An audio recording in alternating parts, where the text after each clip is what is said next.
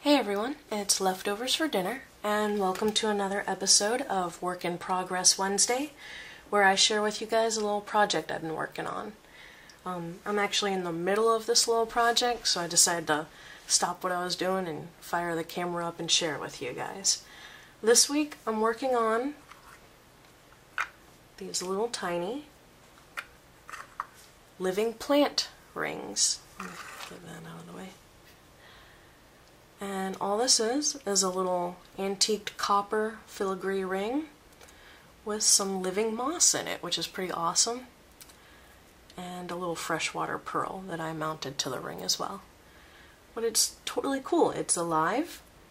I made this one, I want to say, last week, and I've actually watered it twice. The little living moss in it is pretty alive and well. It's still green, which is awesome. So it's a new little project. I've never really dabbled in jewelry too much. We're going to see how it goes, but I'm pretty confident that this is awesome and is totally going to work. So I'm just going to share with you guys how I made mine. First, I went around my neighborhood and my backyard and collected a bunch of different mosses. They're going to vary depending on where you live. There's all sorts of different types, like this really wiry kind, which I turned into this crazy ring right here that you can see. Kind of looks like a Don King ring, but anyways. Yeah, so I found this wiry stuff. Then I found, oddly enough, right behind my work shed and almost growing on it, it's really low profile, very dense green moss, and that's what I've been making some of my better looking rings out of. So I gathered the moss in a little resealable container. I made sure it tried to stay a little moist and damp, but not too moist, it would have rotted, and kept it out of direct sunlight so it wouldn't heat up too bad. So I got my moss, and then I went and bought a couple of different types of ring blanks online. And I got these super cheap. Most of them were little packs of 5. And I bought, let me just show you the different types I bought.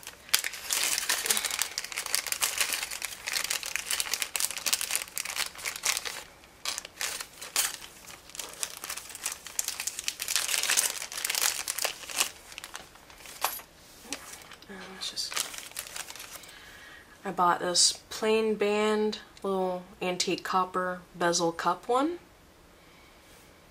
And bezel cup just means there's a decent indent in this cup area.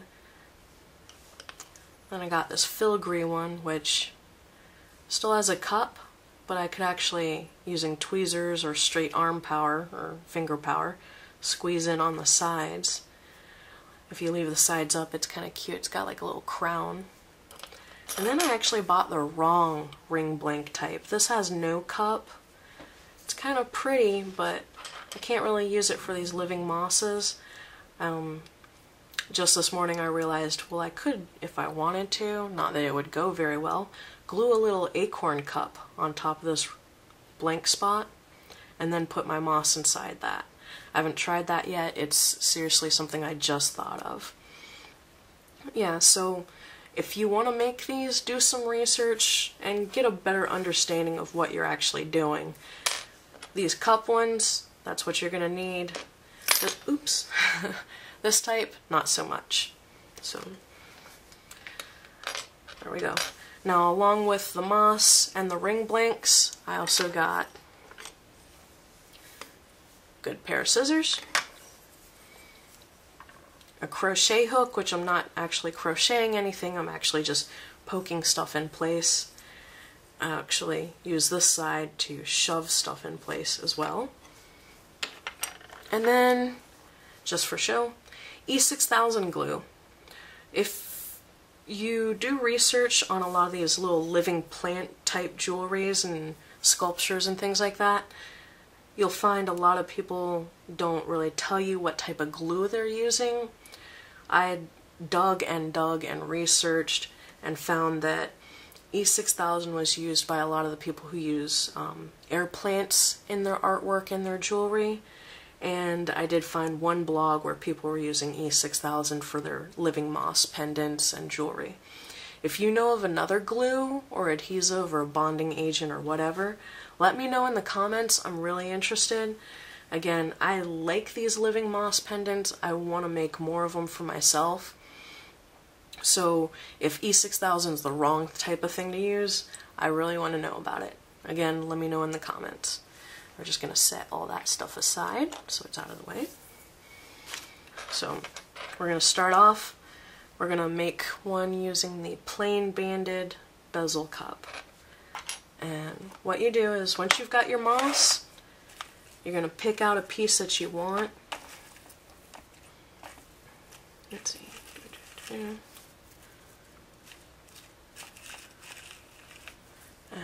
we're just going to kind of start from the beginning and then jump ahead so that you guys get the whole experience.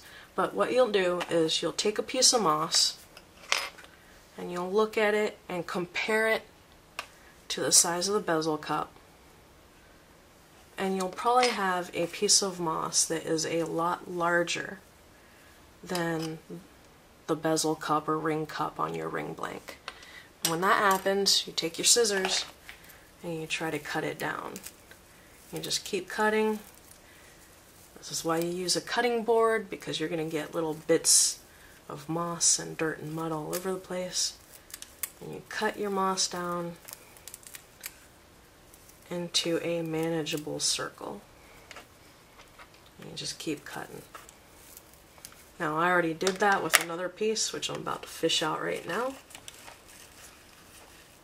Okay.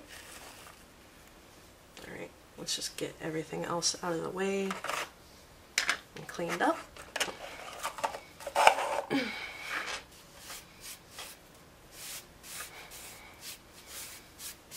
Okay, so we have our moss trimmed up into neat little circles.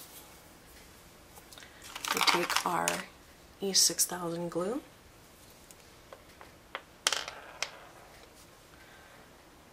We put a generous dab smack in the middle. If you've ever used E6000 before, you know that it kind of expands.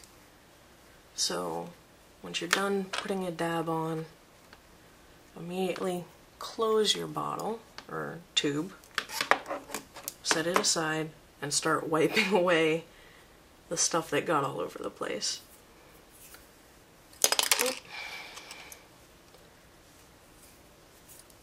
You're definitely going to want to make sure if you're giving this as a gift or if you plan on selling these, you don't get any on the edge, which I just did. But no biggie, I caught it right away, so it's getting off there really easy. Okay? Now, I got the glue in place. All I have to do is take my little cut piece of moss and just pat it down in place. And there you go. It's pretty much finished. Now, I'm gonna want to let this sit for a few minutes so that the glue will actually set and begin, I guess, bonding to both the plant and the ring. So we're gonna let this sit for a few minutes. I'm gonna set it aside. Now, once the glue bonds, you know, about 5, maybe 10 minutes or so, you can wrap the little ring up and give it as a gift, or you can play with it more. What I did was, this was an earring. It's a little freshwater pearl earring. I got a little set of freshwater pearl earrings a while back. The first thing I did when I got that pair of earrings was I lost one of them. So that happens a lot with me. I held on to the other earring and felt I could always upcycle it into something I was working on. And I did. I took the little earring and I actually bent it at a 90-degree angle. And since the glue had set, it had been about 10 minutes, I just took my crochet hook and I poked a hole at the side at an angle into the moss. Once I did that, I worked that little bent angle in and under the moss so that it was between the moss and the glue. And that way the pearl stood up but was still anchored in by the glue. It wasn't going to fall out. If I had just poked it in while it was still a straight earring, it could wiggle its way out from the what do you call that? The dirt. The dirt right below the moss, or it could have eventually wiggled its way out from the E6000 glue. So since it was bent at an angle, it's pretty much there. It's in place, which is awesome. It's a little piece of modern art. I mean, I've got my living moss and I've got a pearl. Pretty cool.